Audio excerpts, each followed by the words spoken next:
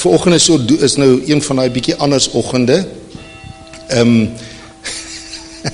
Dan is Susan se gesig sê nou alles. Maar ons het 'n baie spesiale ingevoerde, amper seker inbreker vanoggend, 'n ingevoerde breker, ag 'n ingevoerde prediker vanoggend. Inbrekende prediker. Maar Pieter, ag, jy het mos gevra ons moet vir jou hande klap gee vanoggend. Maar Pieter gaan bietjie vir ons deel vanoggend. So jy is welkom en wat 'n kosbare brother en hy het my gevra hy wil graag bedien. Nee, ek terg net nie, ek het vir hom bietjie, dit is eintlik nou al 'n paar weke al, so hy kom nou al oor 'n tyd wat hy lekker lank voorberei het. So ek sien hy het 'n redelike dik pak hier wat hy vanoggend goed. Hy gaan langer as ek preek vanoggend, so is dit goeie nuus. Okay, maar bless you. Ag gee vir ons ook vir hom 'n hande klap. Ja, asseblief. Dankie, maar geniet hom. Dankie. Jy is trots op jou. Dankie. Môre julle almal. Ja. Ek wil net begin, laat ons net eers die oë sluit vir ons hierdie gaan ook nie, dis nie godsdienst wat ek vanmôre doen nie, dis 'n deling van hoe ons groot geword het en wat in ons lewens al gebeur het. So ek deel meer hierdie as wat ek iets gaan preek. Maar alles kom uit die woord uit. Ons Here Jesus, dankie dat ons net vanmôre hier by mekaar kan kom, Here, en dis 'n voorreg om u woord te bedien. En Here, soos u in die Nuwe Testament wat alles opgeskryf is, Here, laat ons dit wat ons lees sal verstaan soos dit daar staan, soos Paulus sê, en laat ons die skrywers sal ken. Dis die belangrikste, Here. Vanmôre weer eens, ek wil nie godsdienst hou nie, maar ek wil 'n persoonlike verhouding, en laat elke man en vrou wat hier sit, en kinders, persoonlike verhouding met u sal hê. Want Here, dit is ons neiging van ons harte, dit is waar ons dwaalde in die aarde was, en u sê, u kom haal die kinders, en Here, dis wat ek vanmôre wil, en ek wil hê, asseblief vra dat die Heilige Gees hier teenwoordig sal wees, en elkeen se hart sal werk.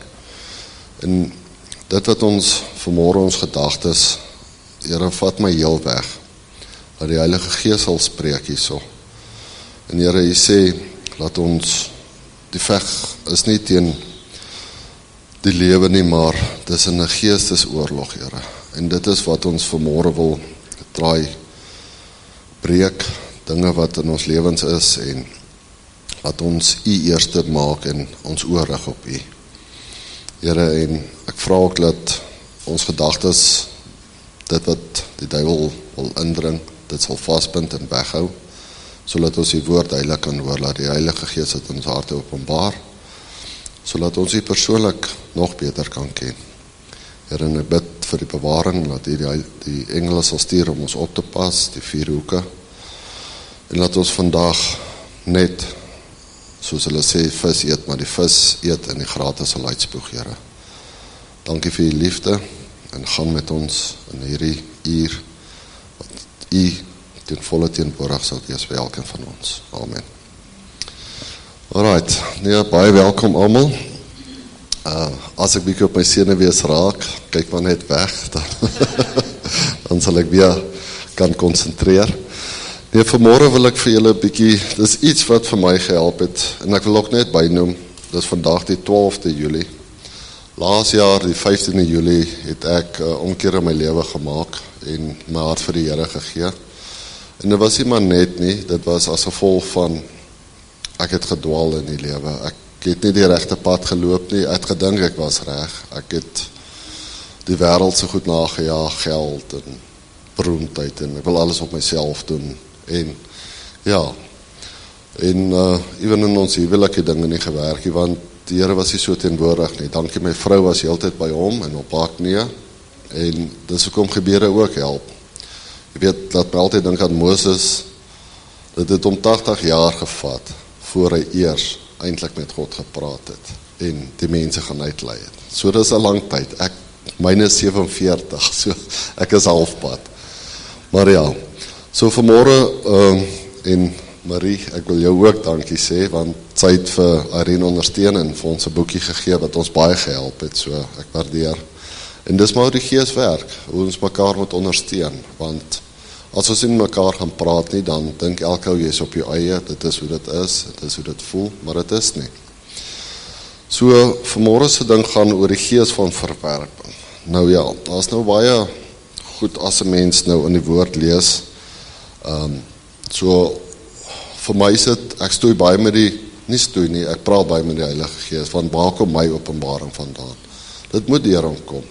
En deur ander mense, en deur ander Christene, maar as hy nie self in jou is nie, as jy nie die Here ken, persoonlike verhouding nie, kan ek jou nou al sê, dit is half dood. Ek het ook in die kerk gesit, ek het ook goed geglo, ek was in die NG Kerk, ek was oralste, en daarmee wil ek die kerk afbreek nie. Maar, as jy nie self jou woord gaan lees, en verstaan soos dit daar staan nie, dan wil ek vir julle sê, it's time to wake up, want dit is eintlik hoe 'n mens jou lewe verander. Dit is eintlik elke dag 'n bekering, dit is elke dag hierdie verwerping, wat ek met julle deel is, soos hulle sê, from the womb to the tomb. Dit is elke dag. Dit ervaar in ons lewens, dit het gebeur sonder dat jy het weet, dit is daar. Alright, die gees van verwerping, gebrek aan kennis is 1. Ons nommer 2 is hoe om vry te kom van dit. Hoe om in oorwinning te lewe, ons identiteit in Christus, want ou moet toch weet waar jy staan in Christus. Dit gaan nie help, jy wil die goed stry met jou eie nie. Jy moet die Here ken om van dit af weg te kom. Nou ja, hierdie is eintlik ding wat ek van Tiaan Gildenhuis ook maar afgehaal het.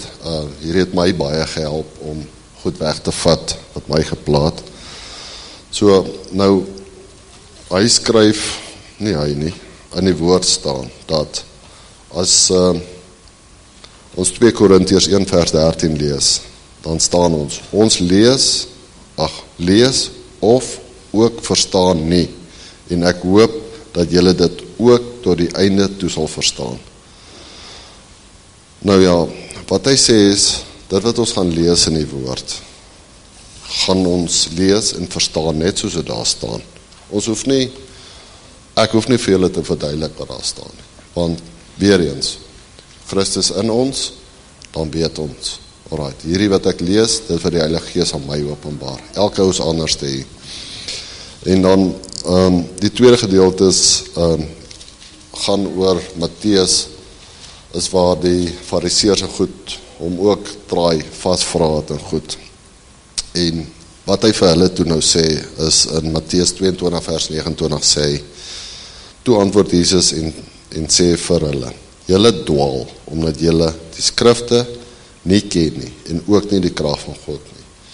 En toe ek hierdie goed ook ontvang, toe die Heilige Gees het vir my ook so openbaar, dat dis waar. Hoeveel ouens het ek al mee gesels op straat of ewerste, en hulle deel die woord met my. Ek sê maar net, ja, hoekom? Ek wil hom nie laat sleg vir die eerste plek, en tweede plek weet ek nie wat hy sê nie, want ek het nie skrifte geken nie. En toe ek nou begin 'n Bybel lees, doen dit elke oggend, dit is vir my voorreg, ek het altyd gewonder, hoekom staan ek vroeg op, nou het ek dan maar rede om vroeg op te staan, en dit is lekker, want my dae is vir my soveel makliker, ek draai nie, ons het ongelukkig ons op aarde, ons moet lewe, ons moet werk, dit staan ook daar, maar, om met Christus in jou te werk, en hoe jy dit doen, is 'n heel anderste prentjie, dit is 'n mind switch, wat ek vir elkeen kan sê, dit verander net alles. Ok. So nou, as ons nou praat bietjie van gebrek aan kennis, ja, dit begin, ek gaan nou maar, dit is 'n Engelse stukkie hierdie, if you are bound up in chains of rejection and imprisonment, you can be totally free when you obey God's commands. So, weer eens, die woord gaan vir ons vry maak. Dis wat die Here ook sê. So, as jy gebind is, sonder dat jy weet, maar toch is daar goed wat hy ook gaan voel, want ek sê eerlik met julle, ek het van die goed gedink, is nie vir my verwerping, maar toch was dit in my lewe, toe ek nou die ding deurgaan. So, die eerste is, obey God's commandments. So, and obeying starts with understanding. Nou ja, dis weer eens, hoe gaan 'n mens iemand obey as jy hom nie verstaan nie? Hoe gaan ons die woord lees as ons nie die Here ken nie? So jy gaan dit nie verstaan, mense gaan met jou praat, maar jy verstaan dit nie. The understanding is the key part, that is the problem. I believe there is a tragic lack of teaching across the body about this. It's all the word of God, but so many churches and people have abandoned God's full and complete word, taking out parts about the power and the grace of His Holy Spirit. And so we have lost our power to freedom. Nou, ek is nou nie om kerke aan te val goed, dit is glad nie waar het gaan nie. Hierdie gaan vir my oor. Ek lees die 33-53 vertaling, en volgens my kennis is dit die duidelikste wat ek verstaan. Ek het gesien die ander Nuwe Testamente goed, weer eens breek nie af nie, ons eet vis hier, nie die grate nie. Dat daar stukke uitgehaal wat regtig inspirerend is en wat die Heilige Gees aan jou openbaar, en daar is 'n stukkie ding in Matteus 21 vers 22 wat hulle uitgehaal het, as ek reg is, ek kan nou nie, maar wat daar sê is, hoe om jou liggaam gesond te kry. En dit staan nie daar nie. So, as jy dit nie gaan lees in jou Bybel nie, hoe gaan jy weet? Nou ja, so, that you would fight through any warfare or blockages the enemy tries to throw at you to keep you bounded. That you would be willing to do the work and put in the effort to be free. That you would believe on the name of the Lord Christ and believe in all His word. Die tweede ding is eintlik vir my baie belangrik. Dis nie net, nou jy die kennis nie, nou moet jy die werk ook insit. Dit help ook nie, ons sit met die kennis en ons doen nie die werk nie. As ek 'n land wil ploeg, gaan ek nie sê ploeg jouself nie, gaan maar op die trekker moet klim en dit doen. Anders dan gaan die land nie omgekeer word nie. Nou in ons lewe is dit dieselfde, ons moet maar die werk ook insit. Ok, nou wil ek net so 'n bietjie iets lees oor, hierdie stukkie wat altyd sê, Jesus will set you free as you believe and obey. And when Jesus sets you free, you will be free indeed. Is dit nie so nie? Hoe vry wil jy word in die lewe? Hoeveel hang-ups en goed wil jy van ontslae raak? Die enigste manier is Jesus, dis hoe jy vry word, van elke ding. Ons strakkel met ons goed, liggaamlik, Renat net ook gesê, soos die, kom ons sê maar soldate, jy moet in lyn bly, want as jy lyn het is, dan gaan dit nie werk nie, so, ou moet die ritme van die Here voel. Ok, nou, ek gaan so 'n bietjie praat oor sommige oorsake van verwerping, wat ou nou in die lewe ervaar. Die eerste gaan wees, iemand verlaat jou en dit maak seer. Nou ja, daar is klomp gevalle van verwerping. Ons kan praat oor, ek dink nou maar, kinders wat in weeshuise beland. Ons kan praat oor onderwysers wat iets vir jou gesê het. Ons kan praat oor, toe jy nog jonk was, jou pa wat dalk gesê het, jy is nooit genoeg, jy sal dit nie reg kry nie, en jy weet, daar is goed in elke ou se lewe, jy kan maar die goed gaan neerskryf, dit is daar. Nou ja,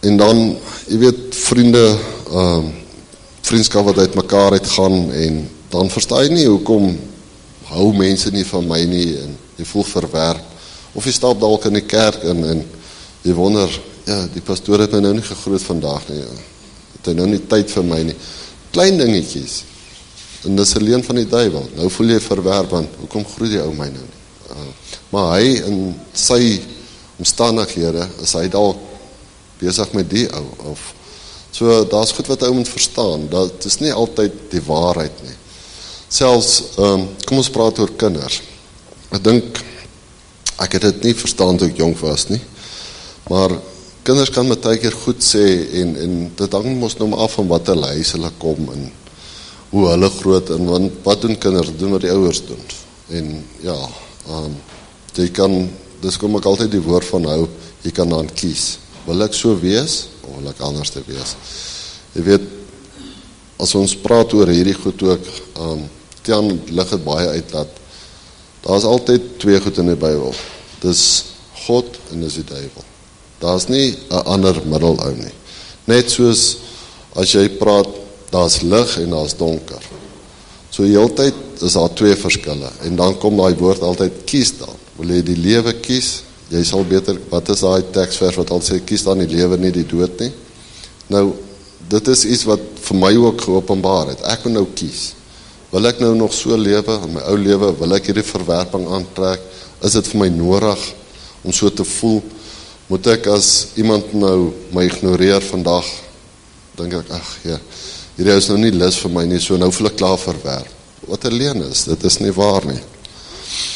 So, ja, hier is nog voorbeelde, so hier staan ook waar jou huweliksmaat jou verlaat, of jou verneek, of jou skei, of aanhoudend so hard werk, dat jy meestal alleen is, hoewel jy getroud is. Nou ja, ek kan hierdie, sommer in ons huwelik praat, my vrou het altyd gesê, sy voel alleen, ek is nie daar nie. Dan denk ek, what's wrong with you? Ek is elke aand by die huis. Ek is daar, ek eet saam met jou, maar sy voel alleen. Maar natuurlijk, ek was nie die maat wat ek moes gewees het, want ek was nie daar nie. Ek was daar teenwoordig, maar ek was nie daar nie. So, dit is in nou se lewe die waarheid, dit is dinge wat gebeur, sonder dat jy het agterkom. So, be there. Nie net fisies nie, maar be there.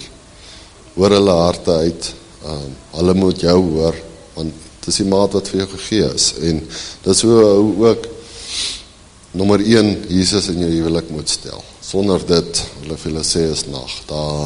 Jy gaan op jou eie dink, ek gaan dit so doen. Nee, die surprises, maar uit ervaring sal ek ook weet, dit werk net nie so nie.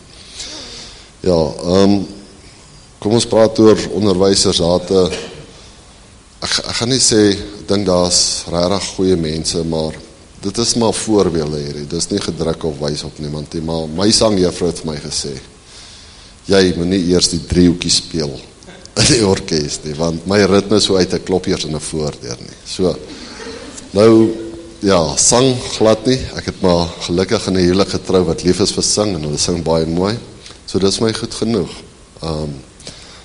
Maar ja, ek gaan nou praat oor hoekom sommige goed kan waar wees in jou lewe, maar die talente is uitgedeel, ons is nie almal dieselfde nie.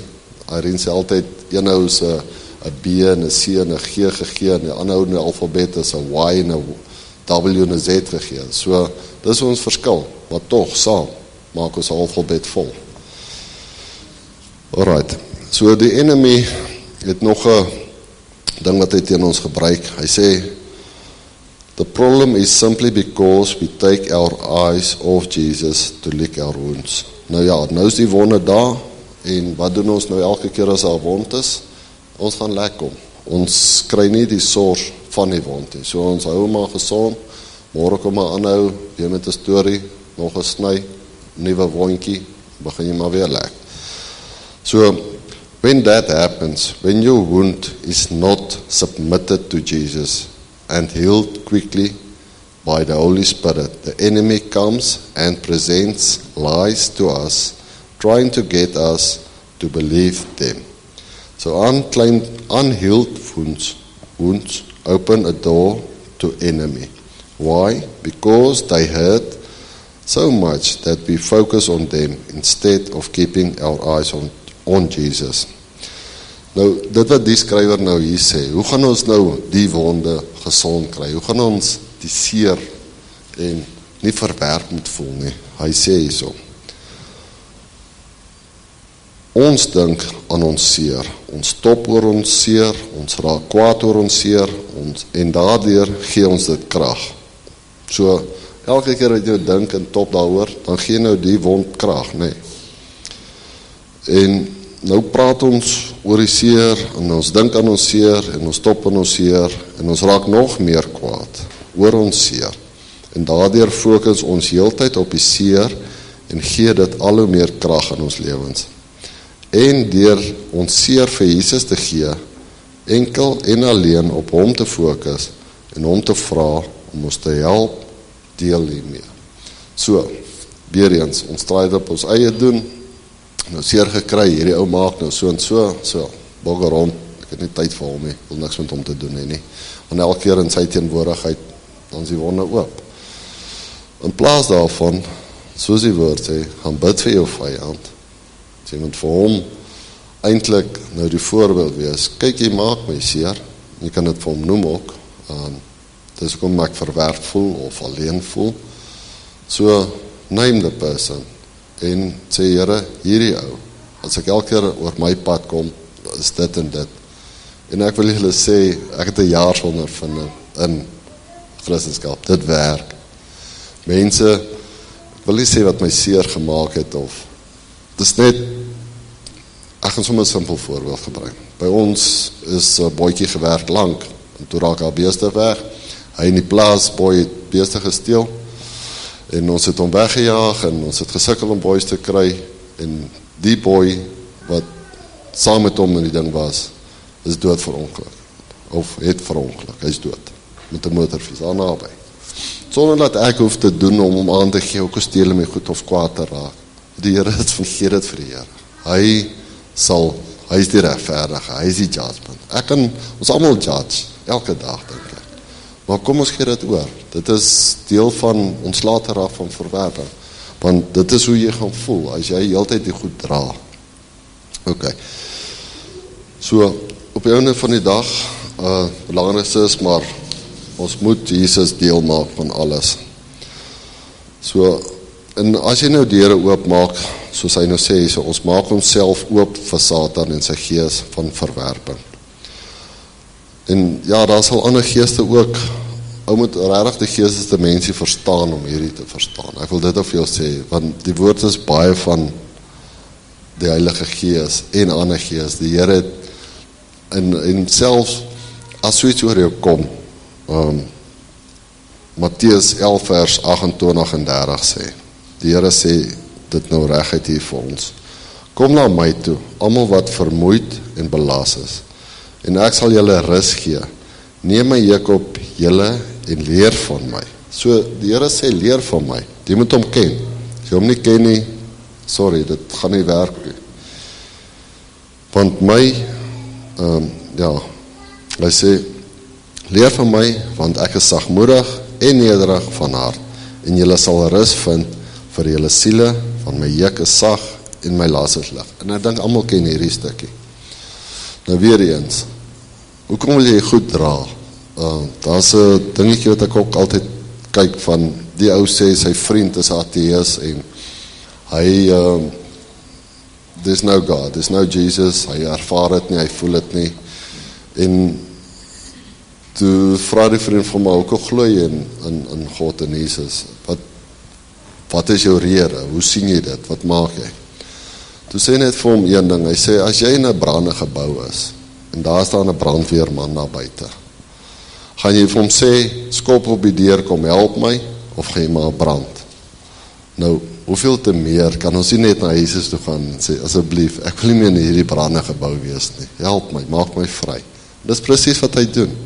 Ek vertel julle uit ervaring uit hierso, sê nie elke dag is lieflik en goed nie, maar hoe om goed te hanteer daarna, is baie beter. Ek meen, ek dink mense sit, soos ek sê, my 40 jaar gevat, anders kan 50, 60 wees. Maar ek wil nou daarby kom, ek wil eers bietjie vir julle vertel van hierdie, wat die duiwel eintlik in 'n mens se lewe doen, sonder dat jy agterkom.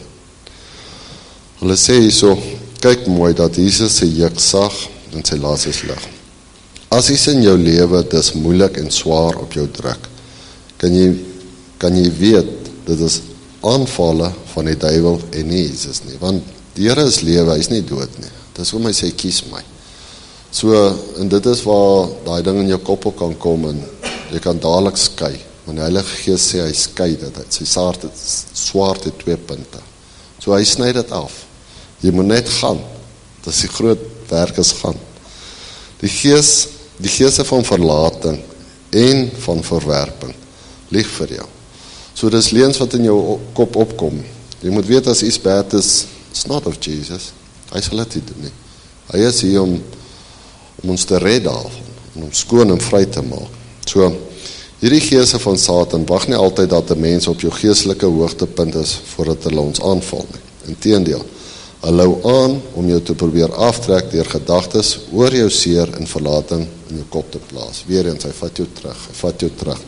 Daai snywonde bly oop, terwyl ou dit net kan wegvat. En daardeur probeer hulle jou treiter en aftrek tot by die punt waar jy begin om die leuns te glo en saam te praat. En dan storm die gees van verwerping in jou lewe. Tjoep, dan het jy jou. Net so, want jy begin nou die leuen glo, jy is nie goed genoeg nie, mense hou nie van jou nie, jy het nie vriende nie, nou wat nou? Nou is jy alleen. Nou wat begin hy in jou kop doen? En ek dink, vir my was dit so. Wat is die eerste ding wat hy doen? Hy isoleer jou. Hy wil jou nou een kant kry.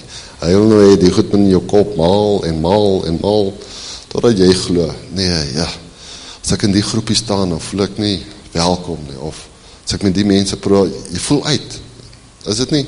Elke van ons het dit al gevoel. Ek dink jy is 'n mens op aarde wat nie gevoel het nie. Jy pas net nie in nie. Alright. Nou, dis nou sy gees wat nou sê, daar is verlating en verwerping plaas herhaaldelik die volgende tipe leuns in jou gedagtes. So hierdie is nou 'n paar voorbeelde wat ek nou net wil noem. Ok, dat jy 'n verworpene is, dat jy nie goed genoeg is nie, dat niemand jou wil hê nie, dat jy nêrens inpas nie, dat jy nie vriende het nie, dat jy geen waarde het nie, dat niemand jou ooit sal wil hê nie, dat jy nooit aanvaarbaar sal wees nie, dat niks wat jy doen ooit goed genoeg sal wees nie, dat jy jouself die hele tyd moet bewys en moet presteer om mense se liefde en erkenning te kry. Nou daai en nog baie meer. So, julle kan 'n lysie gaan maak van die goedjies. Ek gaan julle nou vertel hoe om ontslae te raak van dit. Hierdie is net, ek wil julle half, wat die meeste ken, ek dink hulle weet wat is verwerping, maar hoe moet ons die ou nou, in Tswana sê hulle kibolaya, hoe gaan ons hom doodmaak, nee, want ons gaan hom nie meer soek nie. So, in my geval, ek wil iets sê, dat niemand jou ooit sal wil hê nie.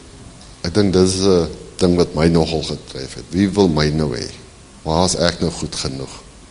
En dit is, veral, ek dink as jy jonk is en voor jy trou, hoeveel keer ga jy nie voel, yes, ek kan eers met daai girl gaan praat hê, want sê nou net, sy sê, wie is jy nou? En vir die meisies is dit dieselfde. As ons maar net geweet het, as ek jonger was, dat ek kon dadelik met haar gaan praat het en verlengend daar wees, is wat die meisie, of haar hand dadelik vat. Want nou staan jy hier, ek onthou met die sokkies, die seuns sit daar en die meisies sit daar. Jy weet nie, as jy nou gaan opstaan en hy wil vra en sê, nee boeta, nie vanaand nie. Ek kry ander gal. So, dit is hoe 'n seun voel. Vir die meisie voel wie, ja, sal die ou nie net opstaan en my vat en gaan dans nie. Maar dit is presies, weer eens, kennis. Ons sê dit nie. Die woord is dieselfde. Die Here wil met jou deel, hy wil met jou vreugde deel, hy wil in jou hart wees. Maar ons ken dit nie, want ons dwaal, ons soek dit in ander goed. Ek het lank gedwaal, ek wil eerlik wees, my dwalinge was op ander goed, en goed het my gejaag, mense, ek kon net nie genoeg kry nie, as ek gaan jaag wil ek tot 3 uur in die oggend, as ek gaan drink wil ek tot 5 uur in die oggend drink, vir wat?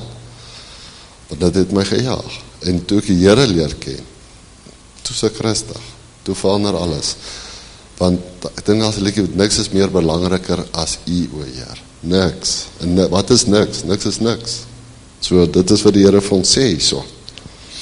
Ok, en dan, ja, the stronghold is an evil paradigm, ek gaan nou sukkel om die Engelse woord te lees, paradigm, thank you. It's a house of wrong thinking, that the enemy has tricked you into building for yourself through constant agreement with his lies. And it colors the way you see everything. The world, life, people, your family, your marriage, your brothers, sisters in Christ, etc. And from there on, things tend to go downhill. Presies, nou is die enemy in jou, en jy dink nou al hier, jy het hierdie wrong thinking. So, nee, jy kan dit wat hê. Want ek lees van iemand anders se goed af, hierdie is nie my eie goed nie. O, okay. Dit is so. Of hoe kwaad jy kyk, of waarna jy kyk. Okay. Nou ja, dit is, ja, ek het nou in my kofte gesing, dis maar hoe ek dinge sien. Okay, dankie. Okay, dit word uiteindelik effektief soos 'n fort. 'n Verwerping in jou lewe, en jy sukkel om daardie dik mure ooit afgebreek te kry. En dit impakteer jou hele lewe en jou verhoudings met almal rondom jou, het sy in jou gesin, in jou huwelik, by jou werk of waar ook al. So, ek sien dis nou presies, ons sien dit nou uit die hoek uit, nie goed genoeg nie, jy is alleen, al die goed gebeur met jou, en ja, dit is hoe jy jouself nou sien, nee, ok, nou het ek net al gepraat oor die isoleer, ongeag die beste agreemente wat enige persoon daar mag, excuse, ek het nou so oogoperasie gehad, so my tydkeer lyk jy goed, soos 4 woord, mag opper om jouself te isoleer, gee vir die gees van verwerping net nog meer vashou plek in jou lewe. Ons het 'n gesegde wat ons baie gebruik, Satan penetrates, he isolates, and then he assassinates.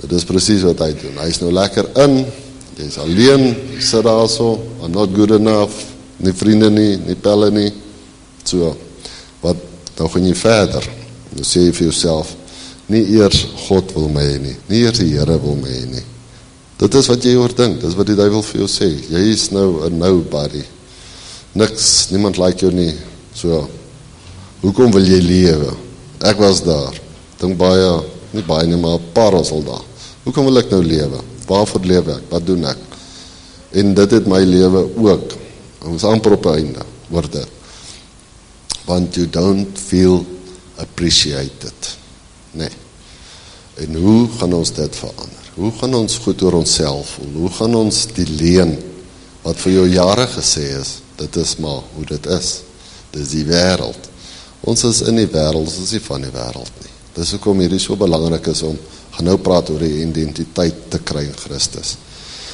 Alright, so redes vir selfisolasie kan onder andere insluit, wat jy vir jouself, daardie mense verwerp, ja, vir jouself sê, daardie mense verwerp in elk geval, nou trek jy eerder, en jy wil alleen wees, alhoewel, dit waar is in sommige gevalle. Sommige gevalle is dit, daar is mense wat dit doen, ons weet het, maar die Gees wys het ook vir jou. So, is dit beslis nie waar, raak aan alle mense nie, so almal is nie so nie, maar toch voel dit vir jou so, want dit is die leen, wat Satan in jou kop geplaas het, wat jy begin glo het, en mee begin saampraat het. Ja, of jy probeer jouself oortuig, dat indien jy mense inlaat, in jou spasie, gaan hulle jou net verwerp. Dus voel jy so, 'n verhouding is nie die pyn en verwerping werd nie. So jy onttrek jou eerder van so 'n nuwe verhouding, of vanuit die groep, waarin jy voorheen behoort het sy gelowiges of andere. Dit is presies wat gebeur. Nou voel jy, ja, gaan nie ander mense toelaat nie, dit is te veel seer, en ja, daar is 'n ander stuk wat ook staan, die regverdige val 7 keer, so, hy staan op, so, daai girl wat jy gevra het om te dans, jy maar 7 keer gaan try, iewers gaan sy sê ja, ons gaan nie bly sit nie, nee?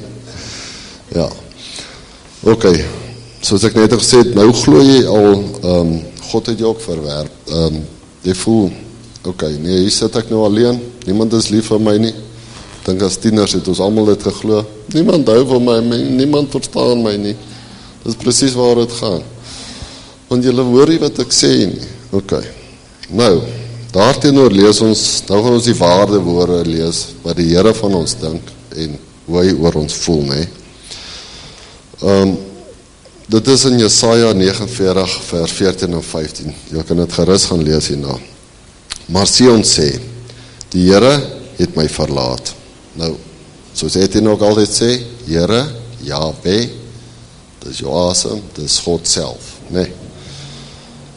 So, nou sê, die Here het my verlaat, en die Here het my vergeet. Kan 'n vrou haar suigeling vergeet?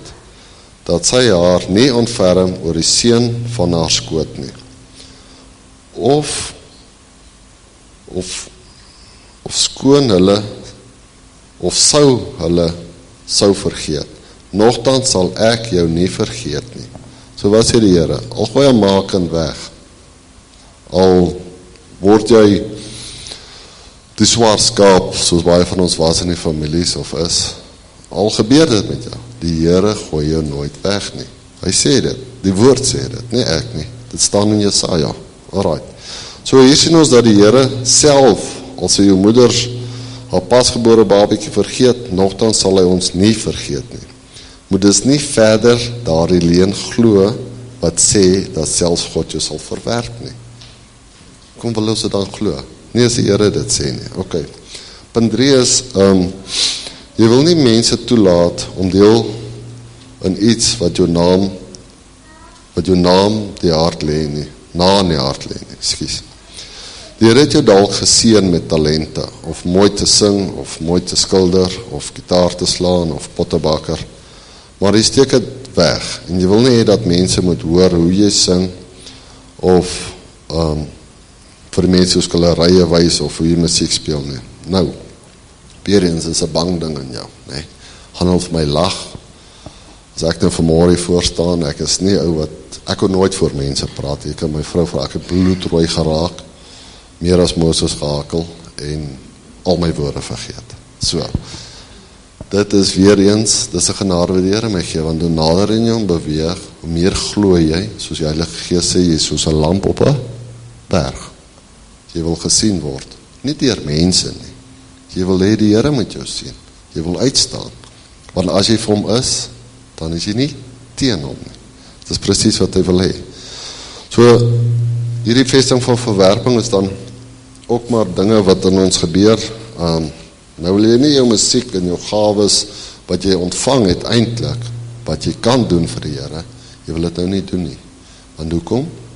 Iemand vir jou sê, nee, jy is 'n nood uit, of jy weet, daar soveel jou skilderye is nou skeef.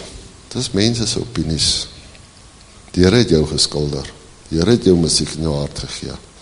So, why do it for people? No, do it for Jesus. Dit is alles. So, nou is jy deurlopend bang dat mense jou gaan verwerp en verlaat. Dis nou as gevolg van dinge. Okay. Nou ek het nou, is nou nog 10 tekens. Die gees van verwerping is aan die werk. Nee. 10 tekens dat 'n gees van verwerping aan die werk is in jou lewe. Okay, hier is nou 10 punte, ek wil dit ook net gou lees. Jy vergelyk jou heeltyd, jou omstandighede met ander mense, en jy dink net nooit, dat jy nooit goed genoeg is nie. Die omstandighede, hoekom verander my omstandighede, maar daai gaan goed in.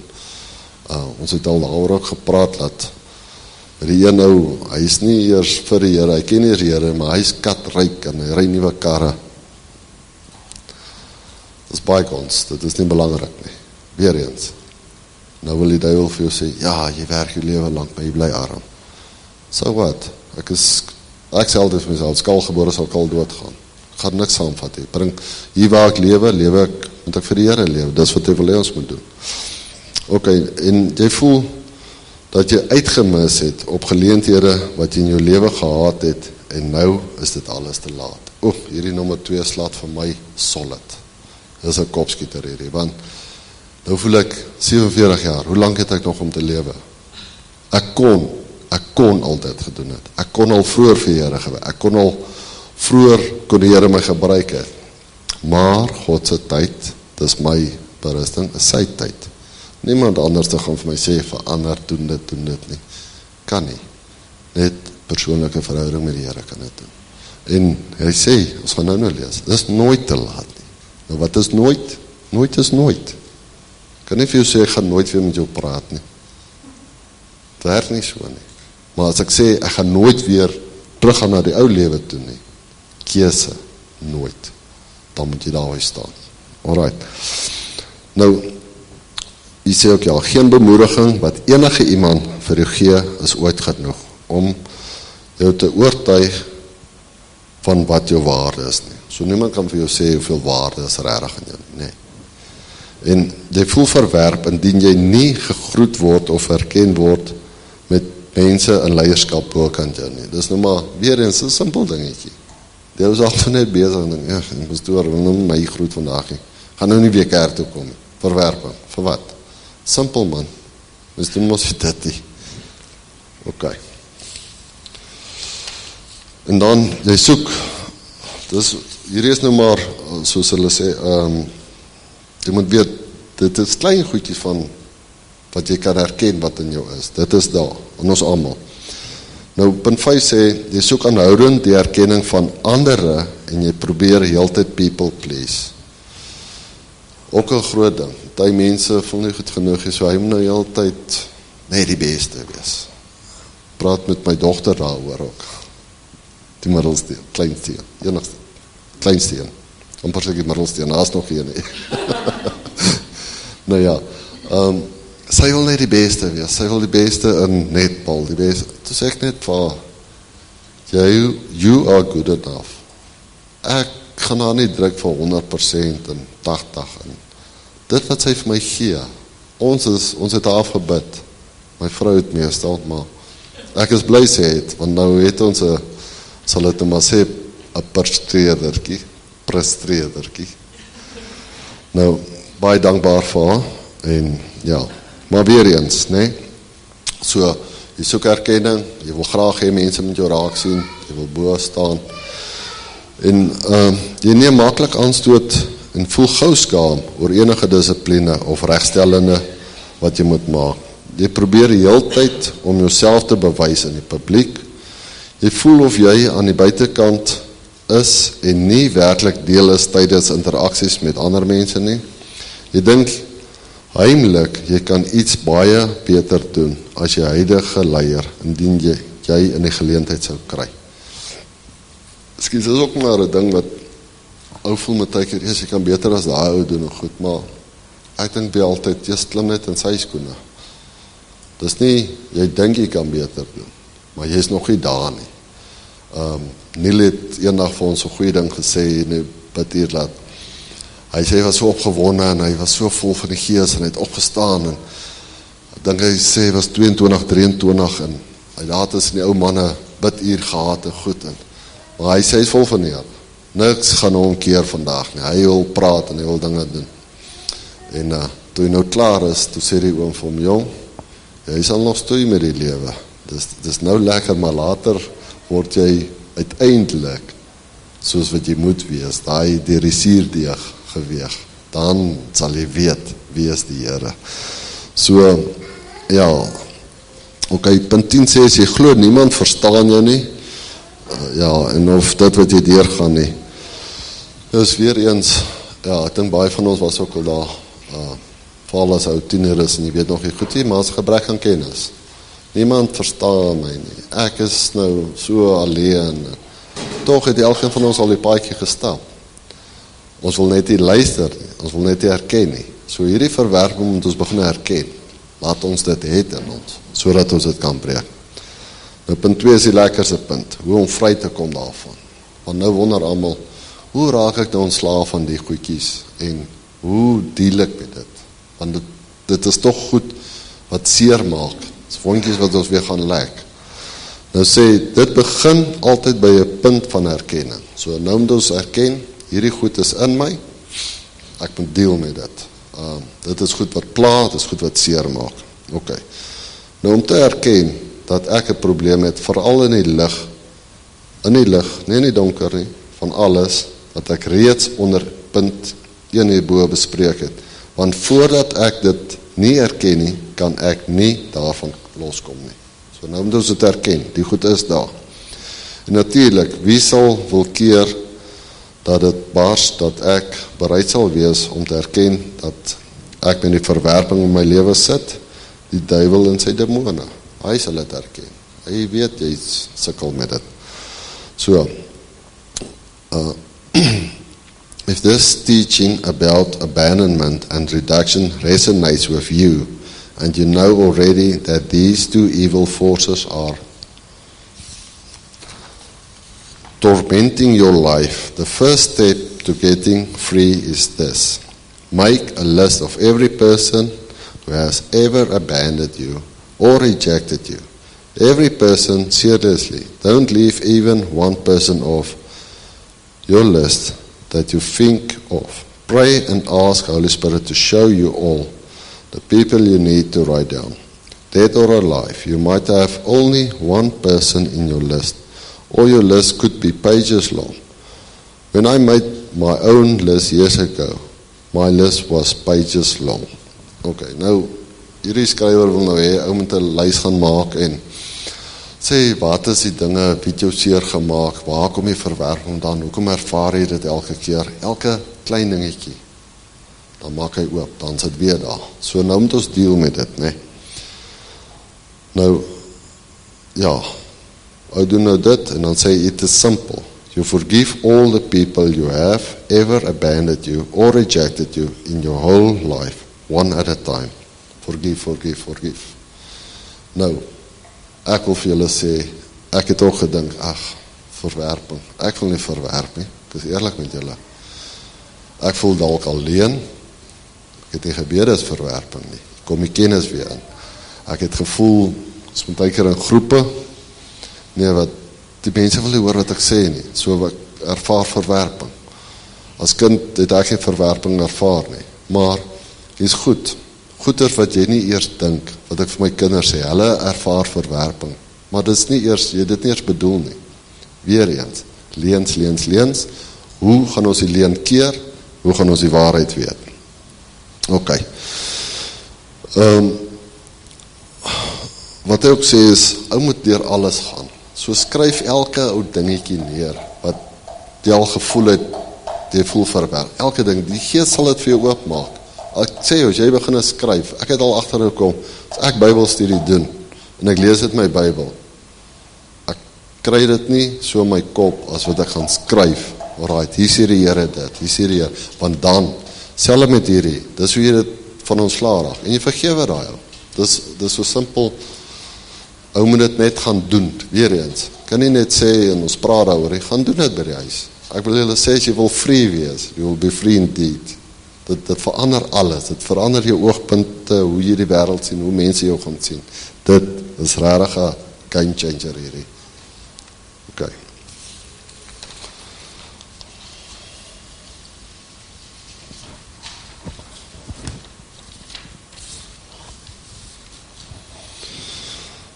ok, nou toe, ja, as hy nou al hierdie goed gedoen het, dan die skrywer sê, it's all about forgiveness, this stuff works.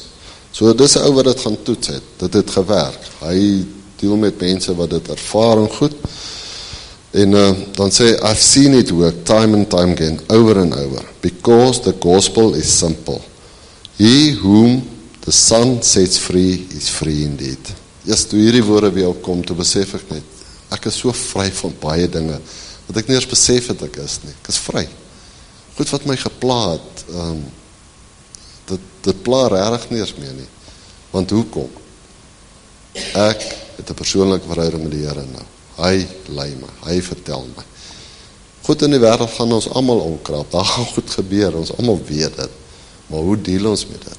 Gaan ons daai leen glo, of gaan ons in die waarheid lewe, wat die woord sê, wie Here in ons is, wat hy vir ons is, wat hy vir ons doen?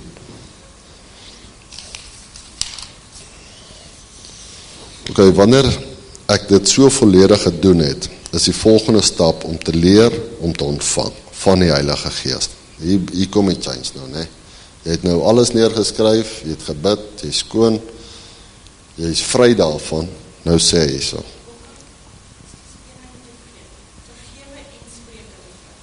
Ek kom daaroor.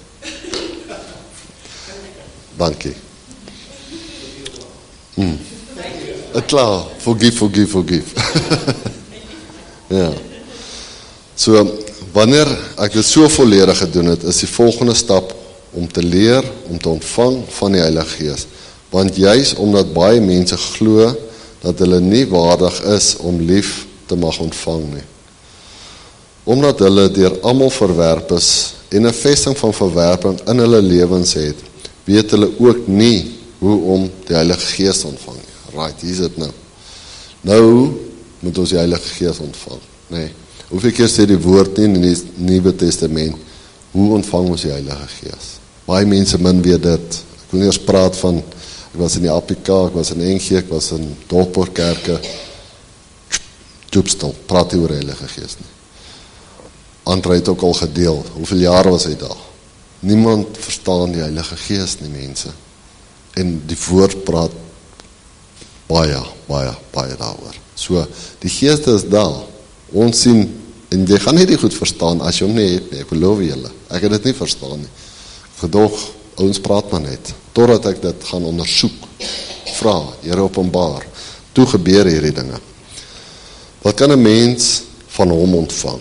Nou ja, daar is nou 3 dinge wat jy nou kan ontvang, as jy nou die Heilige Gees het.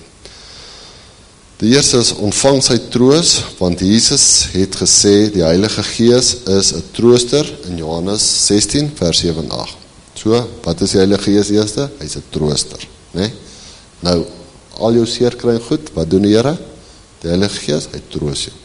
Right. Ontvang sy genesende aanraking. Nou begin hy gesond word, want jy het 'n persoonlike houding van die Here, die Heilige Gees in jou, nou begin die dinge werk, nou begin die wonde, nou is jou oog gerig daarop, nie meer oor wat ander dink en hoe jy voel in. Is nie van gevoelens nie. Okay, nou ontvang die waarheid van sy woord, rakende wie jy werklik is vir die Here, dat die Heilige Gees in jou en met jou is, en dat hy jou lief het, Johannes 15 vers 26, doen elke keer die volgende, vergewe diegene wat jou verlaat het, en verwerp het, uit jou hart uit, een opbeslag, want vergifnis maak jou vry.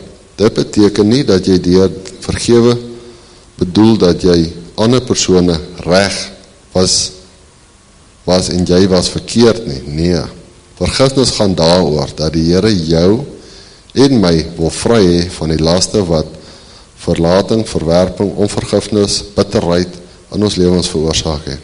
En as jy voel, jy kan dit nie reg kry nie, in jou eie krag nie, vra vir die Here om daardie oomblikke vir jou in sy krag te gee, sodat daardie gebod dan sy krag kan bid wat in ons lewens. So, Filippense 4 vers 13, ken almal, ek is tot alles in staat, deur Christus wat my krag gee. Nog 'n ding wat ek nie verstaan het nie, hoe kry ek krag, hoe verander my dinge, wat verander? Alles in staat, deur Christus, die Heilige Gees wat in jou woon. Liedjie wat ons sing het oor, die koninkryk is in jou. Hoe kry jy koninkryk in jou? Heilige Gees, moet gedoop word. Dit is klomp dinge waar daar gaan, ek gaan nie daaroor praat vandag. Nou, ja, laat die Here toe, om jou te vervul met sy Heilige Gees, sy troos, sy genesing, hoop en vreugde, en daardie ou wonde waar daardie ou wonde voorheen was. Altyd vir my 'n belangrike ding, woord sê ook, as jy kom ons sê, ek het gedrink, het nou die drank en daai goed gelos, vul dit met Heilige Gees, met wat goed is van die Here, want anders kom maar 7, 9, slegter gees in jou. So jy moet dit vervul met die Here se woord, met die Heilige Gees se dinge, want dit gebeur ook. Nou dink jy, okay, nee, ek drink dit nie meer, ek is nou right. Die ander pere kom nog. So, wat wil jy maak? Jy wil ontslaa van dit. Jy wil nie dit hê nie. Dadelik, Heilige Gees, vul my met dit wat die Here my vul. Dan verander dinge ook. Okay, fokus altyd slegs op Jesus Christus en nie op jou seer nie. Nou ja, hierdie goed is baie keer herhalend, maar mens kan dit nie genoeg sê nie, sodat jy moet fokus heeltyd op die Here. En ek sê julle met my elke dag, ek moet goed breek, as goed oor my pad kom, dink hierdie is nou nie van die duiwel af, breek dit, en moet nie in jou gedagte sê, hoeveel baie mense sê, gaan weg duiwel, hier in sy kop. Nee, die Here het nie daar gestaan toe daai duiwelbeseerde mense voor hom staan en sê, okay, hy het in sy kop gesê, hy draai my loop, hy het vir hom gesê, jy sal uitgaan, jy moet dit kliphard sê, jy sal weggaan van my, want dis wat die woord sê, kan dit nie saggie sê nie, sê dit, duiwel, ek wil dit nie hê nie. Dis nie van die Here af nie, gaan weg. So spreek dit aan, hard. Okay. Punt 3 is, hoe om oorwinning te lewe, ons identiteit in Christus. Alright. So ons het nou gepraat oor 1 en 2, nou die derde ding is, hoe gaan ons nou hierdie goed verstaan, want weer eens, ons gaan nie dwaal nie, ons gaan dit lees soos dit in die woord staan. Dit is hoe ons dit verstaan, dit is hoe ons dit wegdryf, dit is hoe ons van verwerping en verlating en al die goed ontslae raak. Ons doen dit deur die woord, nie deur my eie krag nie, ons doen dit deur die krag wat die Here in jou gee. Ons het dit nou in Jakobus gelees. Okay, die groot sleutel vir finale oorwinning oor die gees van verwerping is om te besef wat ons ware identiteit is. Want alles wat ek tot dusver bespreek het, is gewortel in die verwronge en misplaaste idee van wat jou identiteit werklik is. Alright. Nou ek het vanmorgen vir my kind ook, of gister het ons haar gepraat, dat dit is so dat die werklike ding in ons lewe is dit, dat daai goedjies het gekom, dis nou geplaas, so nou wil jy van dit ontslae raak. Hoe? Nou moet jy weet wie jy in Christus. Nie vir mense nie, nie presteer nie, nie goed voel nie. So vinnige storie sukkel oor. Het jy gesê langer as jy wees. Ja, alright. So, want hulle baseer hulle identiteit op wie hulle is en hulle vermoë en altyd reg te wees. Alright, dis nou mens. Ons draai nou altyd, ek het altyd van Irene nog so ding gehad, dan stry ons oor iets, dan sê ek, man, ek is reg en jy is verkeerd. Want ek het dit by iemand gehoor eendag, toe dog ek, maar dit gaan werk in my huwelik. Guess what? Dit werk nie. Anna het weer gesê, pa wil trou, toe sê, hoekom? Toe sê, nee, ek is lief vir die girl en goed. Toe sê, nee man, ag, jy is simpel, jy kan nie trou nie, en dit, en ek gee hom klomp verskonings. En sy pa beledig hom net, hy sê vir my sorry. Die seun sê, hoe kan ek nou vir pa sê sorry? Hy sê net sorry. Die seun sê toe nou maar, en sorry. Hy sê, sorry pa, sê jy is reg vertrou. So ja, jy moet maar altyd net sê jammer. Ja. Alright, en dan, hulle sê, 'n verdere bewys van verwerping in iemand se lewe is waar daar prestasies, gedrewenheid is, of soos hulle dit in Engels noem, obsessive compulsive disorder, OCD. So, want daardie persoon baseer hulle identiteit op hoe goed hulle presteer, ekskuus. En hulle dan val of misluk in iets, of in een of ander taak, is dit vir hulle 'n geweldige slag vir hulle selfwaarde, want hulle vind hulle identiteit in hulle eie prestasies. Dit is wat ek met my dogter ook bespreek het. Sy dink, haar identiteit is net die beste wees, net die hoogste punte, net nommer 1 netbal, net daar kom, ou moet drome hê, ou moet daai goed hê, maar jy moet dit nie in jou lewe, want dit bring verwerping. Nou voel jy, en nou nie span gehaal nie. Weer eens, wat kom terug? Ek is nie goed genoeg nie, hoekom sal ek nog rugby speel? Simpel voorbeeld. Hoe gaan dit in ons lewe verander? You are good enough, you are loved by God. Klaar, punt. Daar is niks meer as dit nie. Okay, en dan is daar diegene wat altyd vir ander mense vertel, wat hulle moet doen. Ja, hier is 'n baie ding wat moet baie versigtig wees. Ek dink ek het al ook in hierdie val getrap. Jy moet nou so lewe, jy moet nou dit doen, dit werk vir 'n mens. En dan sê dit vir die ou, môre gaan 'n ou en maak weer daai kappie daar, dink jy, maar het ek daar nou nie vir hom gesê, jy moet al die goed doen nie, so ek staan nou in, na basis as die Heilige Gees vir hom, man, hy luister dan nou nie vir my nie, nou voel ek, hey, jy is not good enough, brother, hoe het jy nou vir die ou getraai, help maar, dit werk nie, verstaan julle, soos ek dit kan sê, be yourself, sê vir iemand, ek glo dit, die Here kom met daai sagmoedigheid. Jy gaan nie om iemand aan te val nie. Jy sê net vir Mori, brother, ek dink nie dat wat jy doen is reg en jy weet, ek wens mense dit vroeër my lewe gesê, maar ek het nie geluister nie. Weer eens, dan kom ons altyd terug, kennis en dwaal. Dit is, jy het nie geweet daarvan nie. So, ek dink, as jy eendag daarbo gaan kom, baie mense sê ook, ja, hy gaan seker kyk waar sy vrou of sy kind of wat.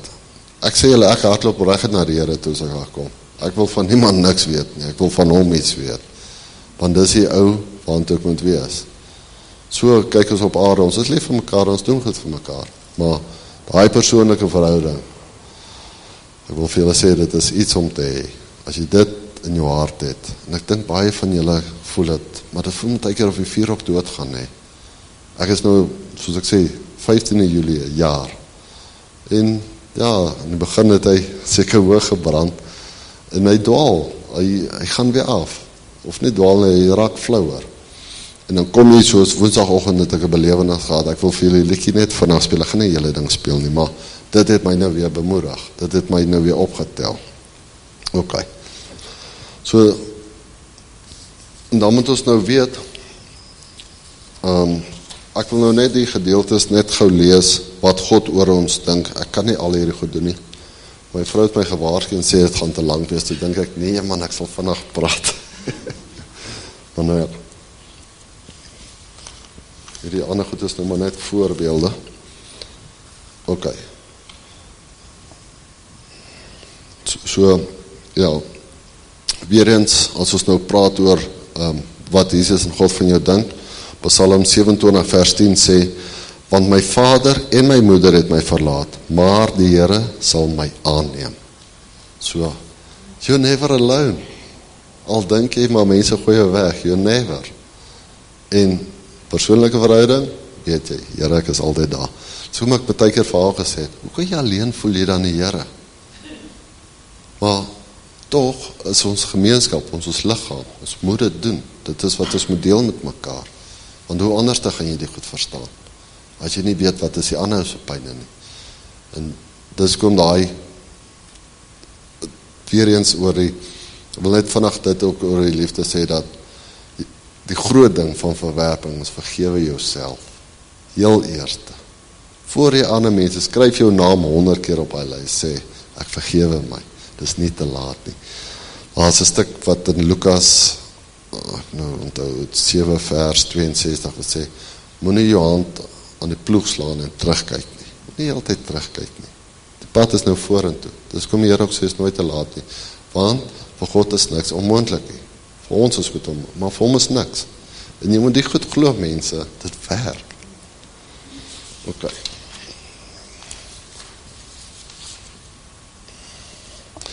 Alright, ek gaan nou maar afsluit met hierdie, dat julle gedrag moet vry van geldgierigheid wees tevrede met wat julle het, want hy het gesê, ek sal jou nooit begewe en jou nooit verlaat nie. Die Here het sê dit, dis Hebreërs 13 vers 5. Efesiërs 1 vers 3 sê, geseënd is die God en Vader van ons Here Jesus Christus, wat ons geseën het met alle geestelike seëning in die hemel in Christus. Weereens, in die hemel, nie, gaan nou oor hoekom. En dan hier moet ons kennis neem, dat God ons wat sy kinders is, geseën het met alle geestelike seëninge in die hemel. Met ander woorde, ongeag wat ons in die fisiese hier op aarde mag deurgaan en beleef as gevolg van verwerping deur mense, daar wag 'n wonderlikste geestelike seëninge in die hemel vir ons. En dit is 'n ewige seëninge. Kyk wat 'n groot liefde die Vader aan ons bewys het, dat ons kinders van God genoem kan word. Dis kom ek altyd sê, ek is ook nie 'n Christen nie, ek is 'n kind van die Here. Ek wil nie Christen wees nie, ek wil sy persoonlike kind wees. Om hierdie rede ken die wêreld ons nie, omdat ons hom nie geken het. Geliefdes, nou is ons kinders van God, en dit is nog nie geopenbaar wat ons sal wees nie, maar ons weet dat ons, as hy verskyn, aan hom gelyk sal wees, omdat ons hom sal sien soos hy is. 1 Johannes 3 vers 1 en 2, het ek nou gelees. En dan Romeine 8 vers 16 en 17. Die Gees self, nie ek nie, die Gees self getuig, saam met ons Gees, Heilige Gees saam met ons Gees, dat ons kinders van God is, en as ons kinders is, dan ons ook erfgename van God, en mede-erfgename van Christus, as ons naamlik saam met hom lei, sodat ons saam met hom verheerlik kan word. Romeine 8 vers 16. Wat hy sê is daar. Ons het nou die Heilige Gees, so Christus klaar in ons, koninkryk begin nou. Dit is nou klaar. Ons glo nou in die Here, ons glo in die Seun van God, en ons is nou 'n erfgenaam. Wat beteken as jy erfgenaam is? Die erf. Wat erf jy? Die ewige lewe, omdat Christus in jou is. So ons wil erfgename van die Here wees. Ons wil dit erf wat daarbo is. Daai geestelike wat hy net oor gepraat het, wat jy gaan kry. Dit is wat ons wil erf. Ons wil nie op aarde goed erf nie. Tensy dit baie lekker is. Ons praat baie daaroor. Ons wil op 'n geldjie verniet kry, waarvoor ander mense gewerk het. Nee. Ek het baie oor die ding gedink en gestry in my lewe, toe dink ek vir wat? Ek gaan niks saamvat nie. Wat los ek agter? Los eerder agter, laat my kinders die Here ken, laat my vrou die Here ken, laat my broers en my susters die Here ken. Dis wat ek wil agterlos. So ek bid dit baie in my lewe toe, en in elkeen van julle se lewe. Mag dit vir julle erfgenaam wees. En daarmee wil ek afsluit. Nee, huh?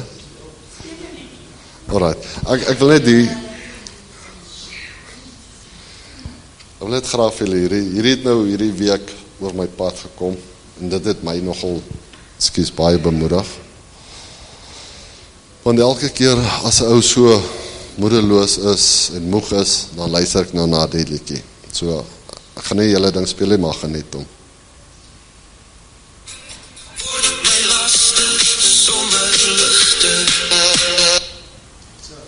Ja, jy sien. 'n bietjie praat met Jesus. Mag alles beter. Hy vat my hand en lei my. Elke dag en elke meter. 'n bietjie praat met Jesus. Dan verdwyn die swaar gedagtes. Sy liefde maak my vry.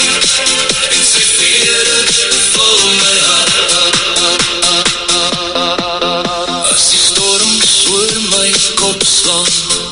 En ek voel ek sink te diep. Kom sy stem sag deur die donker kind ek sien. Ek is lief vir jou.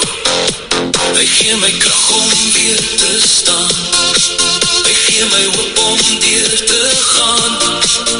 En ek dans weer deur die lewe, want my Jesus hou my vas.